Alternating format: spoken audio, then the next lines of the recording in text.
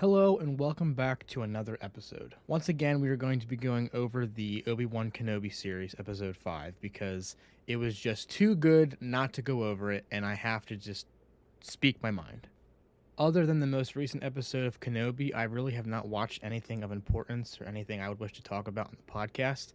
Season 6 of Peaky Blinders was just released on Netflix. I'm going to try and watch that for the next episode, and then we can talk about that. And also, many new movie trailers have come out, and I would like to do an episode about that. So I might either do that with the Peaky Blinders episode, or might do that in an episode all on itself. Now, next week will be the final episode of Kenobi, unless they decide to whip out a 7th and 8th episode. I know that in an interview, Ewan McGregor, who plays Obi-Wan, leaked that there could be a 7th or 8th episode. I don't know if he was kidding, but if there is a 7th and 8th episode, I wouldn't be upset. This show definitely needs more episodes. They've already had episodes with short runtime, and they are just dwindling down what should be a very large story into 6 episodes with 34-minute periods. But I digress. I have complained enough over the past podcast episodes about what Kenobi is doing wrong, but finally in episode 5, they've done something right. And not just one thing, they have done many things right that I am just so happy about. I'm going to try my best to not give an entire synopsis of the episode like I have in the past. I will touch on certain scenes and talk about them. That way I can make my point more clear. Before I get into spoilers, I will just say that this episode presented everything that we've been asking for. From beginning to end, it delivered on every scale. There were a few things that were questionable and kind of bothered me, but it wasn't enough to take away from the greatness of this episode. I would definitely have to give this episode an 8 or 9 out of 10, leaning towards the 10 out of 10, but there were still a couple of things that bothered me. But as usual, I can't go into it any further unless I'm talking about spoilers, so if you've gotten to this point in the episode and you don't want to hear any spoilers, stop now and come back later.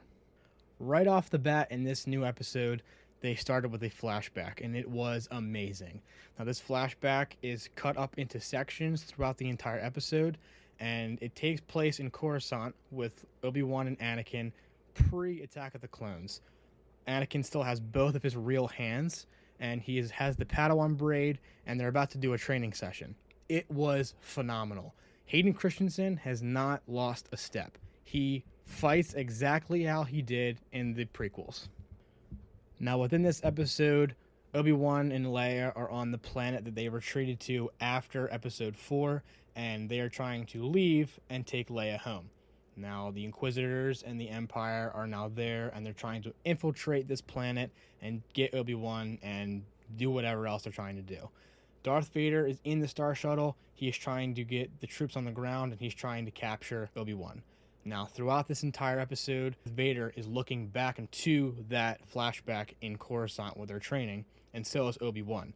And there are parallels here, and it's mirroring what's going on in the episode with a flashback. Obi-Wan mentions that Anakin is impatient, so he's saying that Darth Vader is not going to show any patience, that he's going to try to go ahead on and fully attack. I'm not going to waste any time. I'm just going to get to the good stuff. In this episode, they answered a lot of questions about Reva. Now, I'm kind of bothered that they took so long to get to this point. I mean, we're 5 episodes in. We only have 1 episode left, and now you're answering all these questions. They could have gotten her story across way better if they would have started feeding this story a lot more in earlier episodes. But she's going and negotiating with Obi-Wan, and Obi-Wan is kind of like reading the whole scenario. He goes, and he asks the question that we have all been asking ourselves: why did you know that Anakin was Darth Vader? I mean, that was a big drop right in the first episode. And Obi-Wan even says he would not let anybody know, especially not someone as young as you. And Obi-Wan draws it out of her, and he realizes that she was one of the younglings at the Jedi Temple the night of Order 66, and that's what Obi-Wan claims and questions her about. And she finally reveals and said that she was with her youngling friends, and she thought that he was there to help.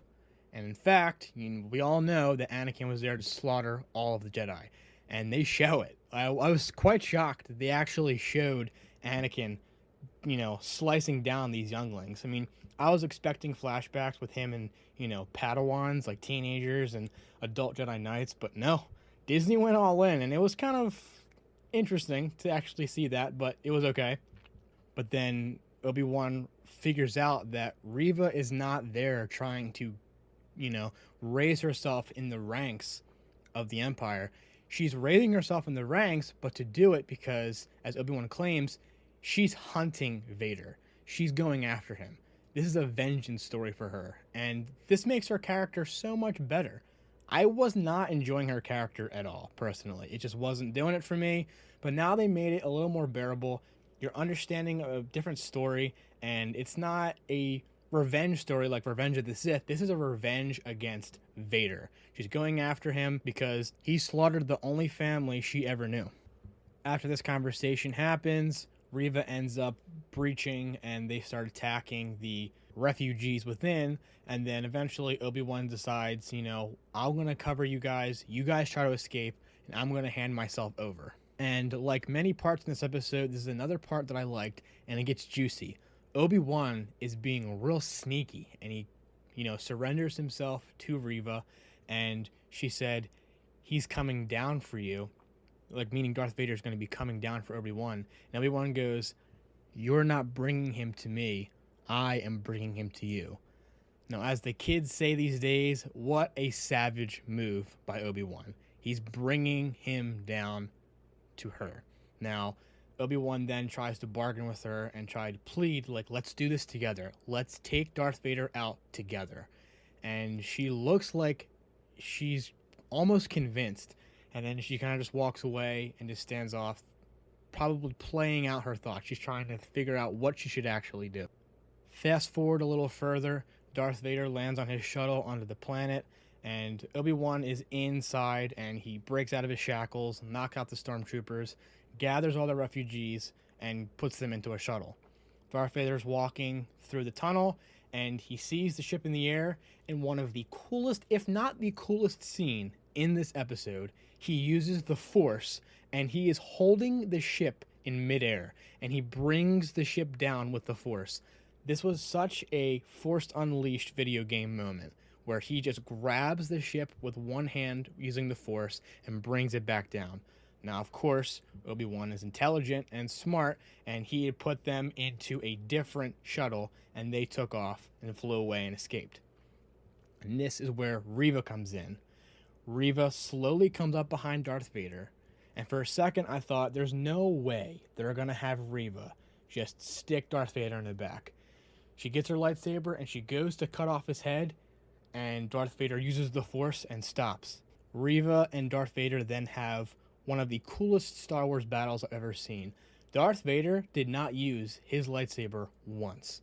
For half of this fight, if not more than half, he used the Force and blocked her saber and blocked it again and then pushed her with the Force and then ended up disarming her from her lightsaber and had her lightsabers. And there's one point where he had 2 lightsabers in his hand, and I was thinking he's going to do the Count Dooku move and slice her head off. But instead, he stabs her in the chest, or maybe it was her stomach, and he tells her, do you think I did not know it was you, youngling? He knew it was the youngling from the temple this entire time. Now, some are saying that she was also stabbed in that scene. There's a flashback when they're in the temple, and it shows Anakin slicing down these younglings. And some are saying that she was stabbed. Some are saying that it was just a metaphorical stabbing scene. I don't know. So we're trying to figure out whether she was stabbed twice. And if she's stabbed twice, then how come Qui-Gon Jinn isn't alive? Unless it was the rage of the Sith and the dark side that kept her alive. But I am very happy and very pleased that they redeemed Darth Vader's character. So far in this show, I was not very happy what they were doing. They made him seem very stupid and gullible and wishy-washy.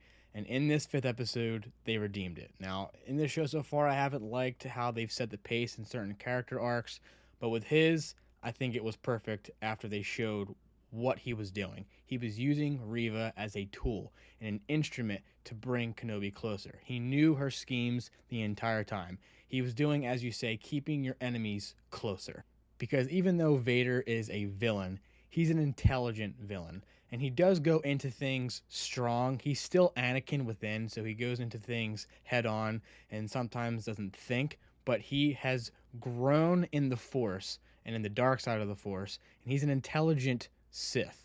So the whole thing they were using him as in this series so far was confusing. I didn't know why they were doing it. And they were making him very blind to Reva's actions and just letting her kind of do whatever she wants. And it was an accelerated course from her being just the third sister to the Grand Inquisitor. And it was a mind explosion. I was very confused. But then this fifth episode explained everything he was doing and all of his plans.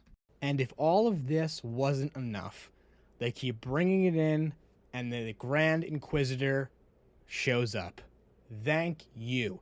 He walks up, he's next to Vader, and he goes, "Hello, third sister."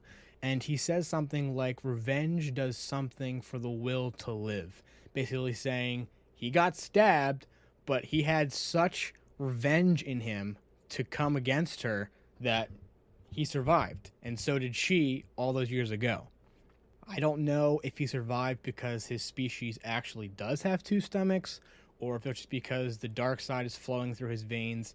And I guess within Star Wars, if you are one with the dark side and you are some type of Sith, it does help you heal and survive certain wounds. I mean, we saw Darth Maul. He survived getting cut in half when Qui-Gon Jinn got stabbed in the stomach and he died.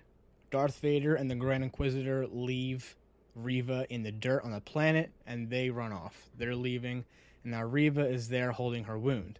Now, within the escape of Obi-Wan, Leia, and the refugees, the holocron, or holocron, I apologize for not knowing certain things, but the thing that Obi-Wan was talking to Bail Organa with was there crushed on the ground. And it starts flickering, and Reva goes over and picks it up, and Bail Organa is saying that he knows about the children. I'm not quite sure what that is in reference to. I'm really hoping that does not mean that Darth Vader knows about Luke and Leia. If so, that is a huge canon ripoff. And I'm hoping maybe, my theory is that Darth Sidious knows about Luke and Leia. And that means, I guess they could pull it that in Empire Strikes Back, when he finds out about Luke or Leia, that he's pretending like it's a surprise to him. That would be very Darth Sidious-like if they did it like that. I don't know how they're going to do it, but now Reva knows that Luke is on Tatooine. I'm not sure what she's going there for. Now, I'm going to say this. If you're listening and you got to this point and you do not want to hear a potential spoiler/leak, stop now. But I did hear a leak that Reva is going to go to Tatooine and she's going to protect Luke. I'm not sure how credible this information is from this leak, but I did hear many people saying that she's going to go to Tatooine and she's going to protect Luke from any potential dangers until Obi-Wan gets there. Maybe they're going to seep into a season 2, and maybe Obi-Wan does not get back to Tatooine in season 1. Maybe they're saving this for season 2, which is really annoying. I feel like they really should have kept this to a 1-season show. They could bring back Obi-Wan for the Andor series, but they should have had this in like an 8-episode series and then just call it quits for that. Have him go back to Tatooine and stay there and watch over Luke. But we still have one more episode left next week. I'm hoping it's an hour-long episode. Make it a good series ender. But I really wish they would have brought these things in this episode into earlier episodes. It seems like they were cramming a lot into one 40-minute episode. Now, don't get me wrong, I enjoyed the episode greatly. It was the best episode of this season by far, and probably one of my favorite episodes out of all of the new Disney Star Wars series. But they should have done some of these things in the earlier episodes. Maybe some of the flashbacks, letting you know certain things about Reva. You know, just she saw the one Jedi symbol on the wall in episode 3 or 4, I believe. And that wasn't enough. We needed to see certain things before now. Maybe bring the Grand Inquisitor back. I guess it wasn't too bad the way they did it. It did really tie everything in together, and it makes the series a lot better because everything was just going downhill for me. The only thing out of this episode that really bothered me, which isn't a huge thing and it didn't spoil it for me, was that on the flashbacks with Obi-Wan and Anakin dueling, Anakin and Obi-Wan, Hayden Christensen, Ewan McGregor, there was no de-aging technology going on. You can see Hayden Christensen, Ewan McGregor, but especially Hayden Christensen, he looked like his 40-something-year-old self as young Padawan Anakin. It was really bad. I mean, we have the electronics now where we can make Luke Skywalker, Mark Hamill, look like his young self in the Boba Fett series and within the Mandalorian Season 2, but we're not going to de-age Hayden Christensen. That was very odd. Now, already, the day of the episode was released, people on YouTube made that video of the de-aging of Hayden Christensen, and it already looks 10 times better. But like I said, this episode was the best out of this season, and I'm going to probably give it almost a 9 out of 10, 10 out of 10 for this episode. It was great. But that is it for the Star Wars topic of this episode, and probably the end of this episode altogether. I hope that I'm able to watch Peaky Blinders Season 6 by next week, so I can do an episode about that. And I have some other trailers for more movies that are coming out that I would like to watch, and hopefully I can cover those two topics in the next episode. I hope you guys are all enjoying this podcast. I'm enjoying recording and talking about all the things I'm interested in. I know that I've been laying it on thick with the Star Wars stuff, but currently Star Wars is all that I'm watching. There really isn't anything that I would really like to talk about other than maybe Peaky Blinders, which I intend to watch. But if you watch Kenobi, let me know your opinions. And also in the comments, if you're watching this on YouTube, let me know what you would like me to talk about or suggestions. Thank you for listening, and I will catch you guys on the next Finklecast.